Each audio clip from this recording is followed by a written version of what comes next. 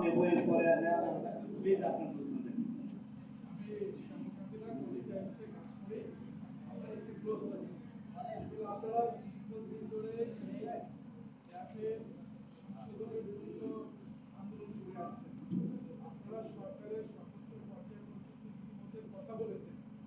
এখন আপনাদের আন্দোলনের গতিধারা কোন দিকে যাবে? যদি এটা যদি আপনারা না মানেন তাহলে আপনারা উদ্যোগগুলো করুন না। আমি বলতে চাচ্ছি আইনগত কোনো পন্থায় আপনারা যাবেন কিনা সেই বিষয়টা একটু সম্মানিত সাংবাদিক বন্ধু, আপনি আমার কথিত যে এটা হয়তো বা পাননি সম্ভবত, আমরা স্পষ্টভাবে আমরা ঘোষণা দিয়েছি, আমরা যদি আমি এই কথাটা একটু রিপিট করি, জনস্বার্থের পরিপন্থী মরণঘাট দেখ অবশ্যই স্থগিত করে ইমারত নির্মাণ বিধিমালা 2008-এর আলোকে সার্বজনীন জনবান্ধব বিশদ অঞ্চল পরিকল্পনা 2025-35 ঘোষণা করতে হবে।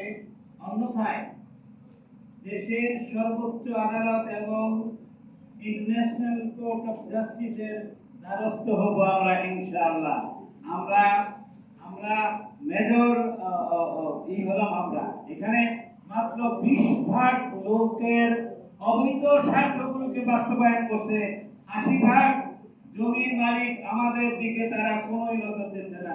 এত বড় বৈষম্য, এত বড় অবিচার এই দেশের মানুষ। এখন এতদিন আমরা শুধু ঢাকাবাসীদেরকে উদ্দেশ্য করে বক্তব্য রাখতাম, এখন সারা দেশের মানুষকে উদ্দেশ্য করে আমরা এই বক্তব্য দিচ্ছি। সাংবাদিক বন্ধুরা, আপনারা আপনার ব্যাপকভাবে কি করুন।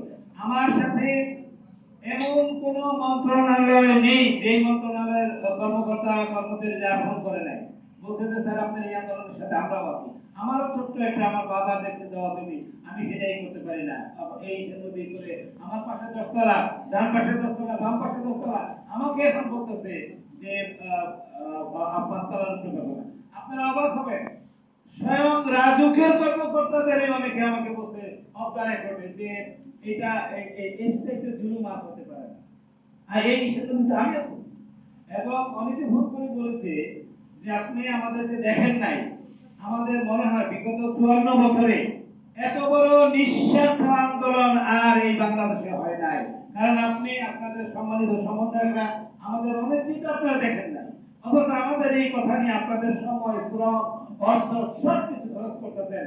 আপনাদের সাথে আমরা আপনি চূড়ান্ত সে সময় আমরা কিন্তু এই 2 লাখের উপরে জায়গার মালিকরা আপনাদের সাথে আমরা নেমে পড়বো। আমরা খুব ছোট্ট একটা দিয়েছিলাম, তাতেই 7-8 হাজার লোক 6.5 ঘন্টা রাজু করে রেখেছিল, তার কথা করে রেখেছিল।